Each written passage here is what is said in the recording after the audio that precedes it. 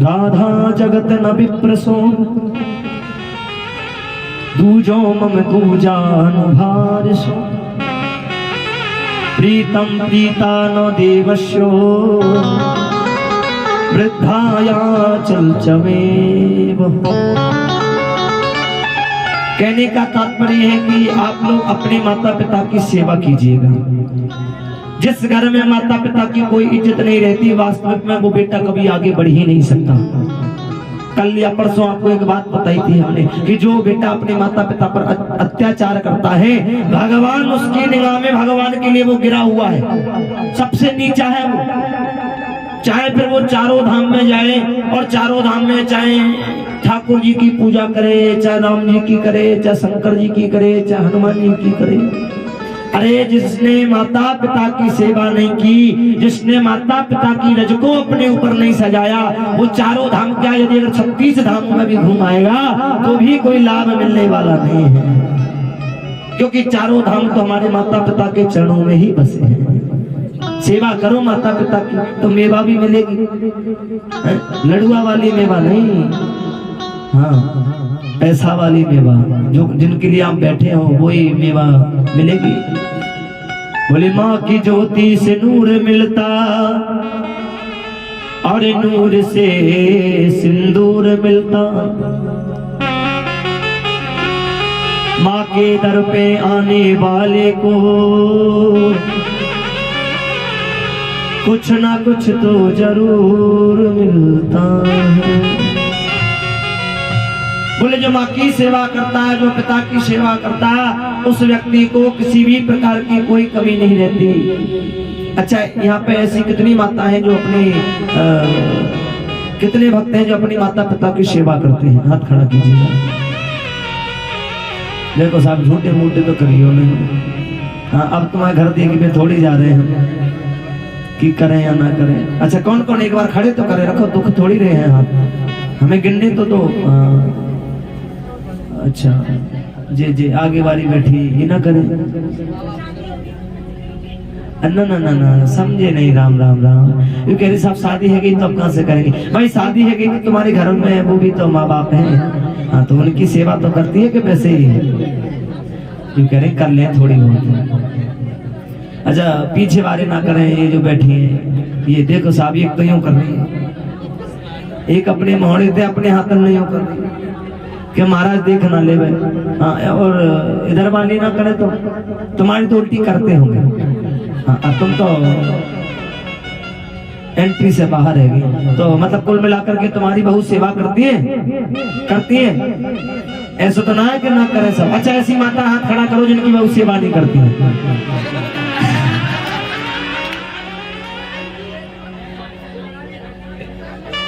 बोलना पड़ेगा। मैया ने खड़ा सीधा हाथ खड़ो कर दियो सब दन को सुनेना है। कहने का तात्पर्य है कि आप लोग सेवा कीजिए और कराइएगा भी।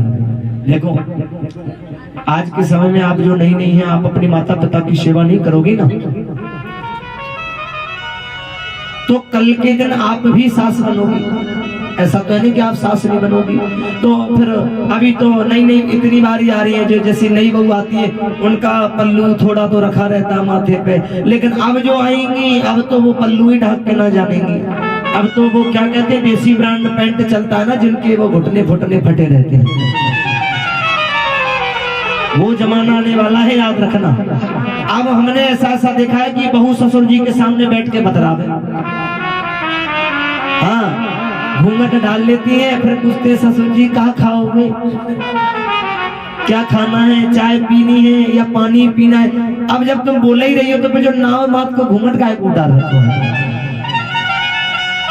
घूंघट को उतार दो, फिर सामने बतरा लो। अच्छा, ऐसी कितनी माता बैठी है जो अपने ससुर जी से बतरावे, बातें करें। हाँ, ये तो रीत चल रही है, दो ही करें, देखो और कोई ना करे। चलो बढ़िया, नहीं करनी चाहिए, कोई बात ना है। ऐसे बोल घूंघट डाल लो लंबो और बतराते रहो, कोई बात ना। हाँ, कोई बात नहीं, बतराए करो, बोलना पड़ेगा राधे राधे। सुखदेव जी कहने लगे राजन, अब सबसे अद्भुत बात देखो, आज राजा परीक्षित को सबसे अंतिम क्षण की कथा श्रवण कराने के लिए जा रहे हैं। श्री सुदामा चरित्र का वर्णन सुखदेव जी महाराज राजा परीक्षित को श्रवण करा रहे हैं।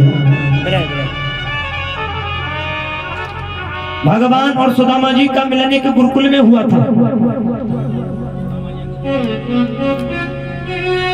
और सुदामा जी महाराज भी मेरे गोविंद से वही मुलाकात की थी। ध्यान से सुनना, मैं यहाँ अंतिम क्षण की कथा चल रही है, इसके बाद फिर मैं अपनी वाणी को विराम दूंगा। सुदामा जी महाराज और मेरे गोविंद दोनों बचपन के मित्र थे, एक ही गुरुकुल में पढ़ा करते थे। तो हमारे गोविंद ने सुदामा जी को छोड़ दिया। मेरे ठाकुर जी ने 64 कलाओं का अनुमान प्राप्त किया है। कितनी? 64 कला का अनुमान प्राप्त किया है और श्री सुदामा जी महाराज ने भी 64 कलाओं का अनुमान प्राप्त किया है। सुदामा जी और मेरे गोविंद का मिलन गुरुकुल से टूट गया तो सुदामा जी महाराज गरीब हो गए। एक कुटिया में आकर के उन्होंने वास कर लिया अपना।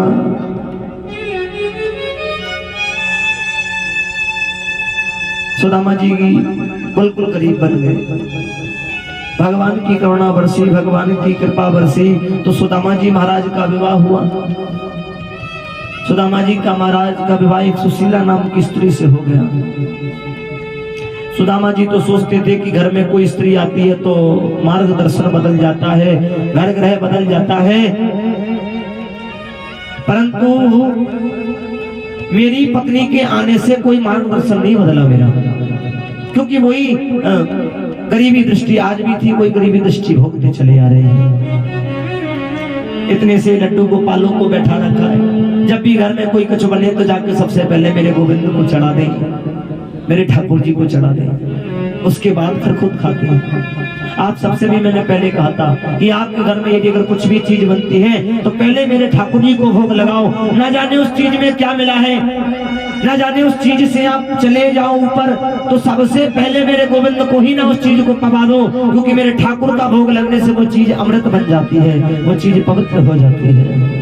फिर पाओ। एक दिन सुशीला गर्भवती हो गई। सुशीला के आगे बेटा हुआ और सुशीला जब बेटे को जन्म दी तो उसकी तबीयत अस्वस्थ, बीमार पड़ गई। अब आप भी जानते हो कि जब कोई माता यदि अपने बेटे को जन्म देती है, यदि अगर उसकी तबीयत खराब हो जाए या उसकी तबीयत बिगड़ जाए तो उसका बच्चा फिर उसका दूध नहीं पी सकता, क्योंकि यदि अगर दूध बच्चा पिएगा तो फिर बच्चा भी बीमार पड़ जाएगा। तो सुशीला बोली, सुदामा जी से हाथ जोड़ करके बोली, बच्चा प्यासा भूख के मारे रो रहा है, तुम जाओ जाकर के कहीं से इसकी भोजन की व्यवस्था या दूध की व्यवस्था करके लाओ। सुदामा जी गए। एक नगर में एक बुजुर्ग माता रहती थी, उस माता ने सुदामा जी महाराज को एक कटोरी में दूध दे दिया। कटोरी में दूध दिया। सुदामा जी महाराज वो कटोरी का दूध लेकर के मन में कुछ सोच करके चल करके रास्ते से आ रहे थे। कुत्ते की ऐसी दृष्टि गई, कुत्ते की ऐसी झपट लीला गई, दौड़ करके आया और सुदामा जी के हाथों में अपने हाथ मारे तो तुरंत दूध की कटोरी जमीन में फैल गई। पूरा दूध जमीन में बिखर गया। अब जो चीज यदि एक बार बिखर जाए वो चीज फिर भर नहीं सकते।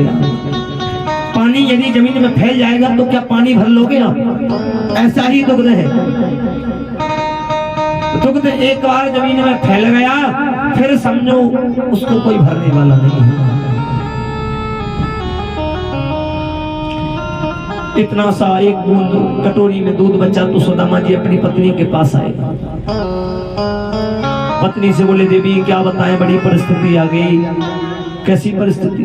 अरे बोले, दूध लेकर के आ रहे थे, रास्ते में काले कुत्ते की दृष्टि पड़ी, काला कुत्ता मेरे ऊपर झपट करके गिरा, मेरा सारा दूध जमीन में बिखेर दिया, सारा दूध फैल गया। अब इधर सुदामा जी का बच्चा भूख प्यास के मारे रो रहा है, चिल्ला रहा है। सुशीला को एक बात ध्यान आ गई कि ठाकुर जी तुम एक ठाकुर ठाकुर की चर्चा किया करते हो, रोज कृष्ण कृष्ण की चर्चा किया करते हो कि कृष्ण तुम्हारा मित्र है, कृष्ण तुम्हारा भक्त है, तो आप उस कृष्ण के पास क्यों नहीं चले जाते? कृष्ण के पास जाओ, हो सकता है वो तुम्हारी मनोकामना, तुम्हारी इच्छा को सुन ले। सुदामा जी बोले, नाना देवी मुझे नहीं पता कि मेरा मित्र कहाँ रहता है और मैं अपने मित्र के पास नहीं जा सकता। क्यों नहीं जा सकते? अरे बोले, पहनने को कपड़े भी नहीं है, ये सफेद धोती 20 जगह से फटी है, ये सफेद बनियान 20 जगह से फटी है, पैरों की बीमारी फटी हुई है, पहनने को चप्पल नहीं है। और जब हम अपने मित्र से इतने दिन बाद मिलने के लिए जाएंगे तो कुछ भेंट, कुछ गिफ्ट तो देनी पड़ेगी। क्या सोचेगा मेरा मित्र कि भैया इतने दिन में तो मिलने के लिए आए और कुछ भी मुझे लेकर के नहीं आए, कुछ भी संग लेकर के नहीं आए। अब देखो वह अद्भुत भाव है। सुशीला बोली, नहीं नहीं तुम तो जाओ, कोई आपत्ति नहीं है, तुम तो जाओ। अच्छा, एक प्रश्न पूछेंगे आप सबसे, देखिए किसी की निंदा नहीं करनी चाहिए। कुछ कथावाचकों के मुख से भी हमने सुना है और कुछ लोग भी बताते हैं, परंतु जो हमने पढ़ा है हम उस पर निर्भर करते हैं। हमें दर दर की बातों पर सोच विचार ज्यादा नहीं किया करते हैं। जो हमने पढ़ा है, जो याद किया है, वही बताते हैं। कुछ कथावाचक बताते हैं कि सुशीला 5 घरों से चावल लेकर के, कुछ कथावाचक बताते हैं सुशीला 3 घरों से लेकर के आई, कुछ कथावाचक कहते हैं 4 घरों से लाई, कुछ कथावाचक कहते हैं 1 घरों से लाई। तो आप बताइएगा सुदामा जी महाराज कितने घरों से चावल लेकर के आए? चलो आप बता दो। एक ही घर से लाए, एक ही घर से लाए। और कौन कौन है साहब?